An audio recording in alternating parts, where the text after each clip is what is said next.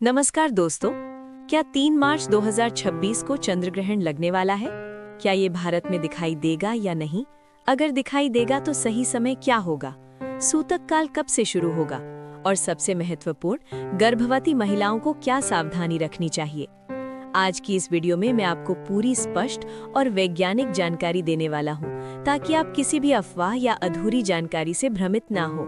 Video को अंत तक जरूर देखें, क्योंकि अंत में मैं आपको बताऊंगा कि इस ग्रहण के दौरान कौन सा एक काम करने से सकारात्मक ऊर्जा और मानसिक शांति मिल सकती है। सबसे पहले समझते हैं चंद्र ग्रहण होता क्या है। जब पृथ्वी सूर्य और चंद्रमा के बीच आ जाती है और पृथ्वी की छाया चंद्रमा पर पड़ती है, तब चंद्र ग्रहण होता है। यानी चंद्रमा पर कोई दानव या राहु केतु हमला नहीं करते, बल्कि एक पूरी तरह वैज्ञानिक और प्राकृतिक खगोलीय घटना है। चंद्र ग्रहण 3 प्रकार का होता है: पूर्ण चंद्र ग्रहण, आंशिक चंद्र ग्रहण, उपछाया या पेनम्ब्रल चंद्र ग्रहण। 3 मार्च 2026 का ग्रहण किस प्रकार का है और इसका प्रभाव क्या होगा, ये हम आगे विस्तार से समझेंगे। अब सबसे बड़ा सवाल, क्या ये ग्रहण भारत में दिखाई देगा?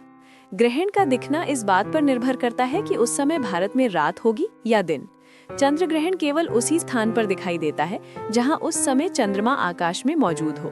यदि ग्रहण का मुख्य चरण भारत में रात के समय आता है तो ये दिखाई देगा। अगर वो दिन के समय पड़ता है तो भारत में दिखाई नहीं देगा। इसलिए ग्रहण का सही समय जानना बहुत जरूरी है। वीडियो में आगे मैं संभावित समय सारणी भी बताऊंगा। अब बात करते हैं समय की। आमतौर पर चंद्र ग्रहण कई चरणों में होता है। पहला चरण उपछाया प्रवेश, दूसरा चरण आंशिक ग्रहण, तीसरा चरण पूर्ण ग्रहण यदि हो, फिर धीरे धीरे चंद्रमा सामान्य स्थिति में लौटता है। ग्रहण कुल मिलाकर 3 से 5 घंटे तक चल सकता है। मुख्य प्रभाव वाला समय लगभग 1 से 2 घंटे का होता है। आपको क्या करना चाहिए? ग्रहण से पहले अपने शहर का स्थानीय समय जरूर जांच लें, क्योंकि अलग अलग टाइम जोन में समय अलग हो सकता है।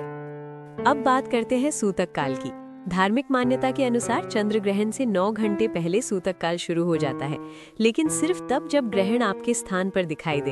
अगर ग्रहण आपके शहर में दिखाई ही नहीं दे रहा तो सूतक काल मान्य नहीं होता। सूतक काल में पूजा पाठ नहीं किया जाता, मंदिरों के कपाट बंद रखे जाते हैं, खाना पकाने से बचा जाता है, पहले से बने भोजन में तुलसी के पत्ते रखे जाते हैं। लेकिन याद रखिए, ये धार्मिक परंपरा है। वैज्ञानिक रूप से इसका सीधा संबंध स्वास्थ्य से नहीं है। अब सबसे महत्वपूर्ण विषय, गर्भवती महिलाओं के लिए क्या सावधानी। बहुत से लोग कहते हैं कि बाहर न निकले, तेज चीजें ना काटे, चाकू या कैंची का उपयोग ना करें, सोना नहीं चाहिए। इन बातों का कोई वैज्ञानिक प्रमाण नहीं है, लेकिन मानसिक शांति के लिए घर के अंदर आराम करें, नकारात्मक बातें सुनने से बचें, हल्का भजन या मंत्र सुने, तनाव न लें। सबसे जरूरी, डर बिल्कुल न रखें। डर का असर शरीर पर पड़ता है, ग्रहण का नहीं। मन कहता है कि चंद्र ग्रहण एक सामान्य खगोलीय घटना है। इससे गर्भ पर कोई असर नहीं पड़ता, खाने पर कोई रासायनिक बदलाव नहीं होता, शरीर पर कोई हानिकारक किरणें नहीं आती। सूर्य ग्रहण में आंखों की सुरक्षा जरूरी होती है, लेकिन चंद्र ग्रहण को नंगी आंखों से देखा जा सकता है। इसलिए अंधविश्वास से बचें और सही जानकारी फैलाएं। अब सवाल, इस समय का सकारात्मक उपयोग कैसे करें? आप कर सकते हैं ध्यान, मेडिटेशन, मंत्र जाप, सकारात्मक संकल्प, आत्ममंथन, क्योंकि ग्रहण का समय शांत वातावरण देता है। यह आत्मचिंतन और मन को स्थिर करने का अच्छा अवसर हो सकता है।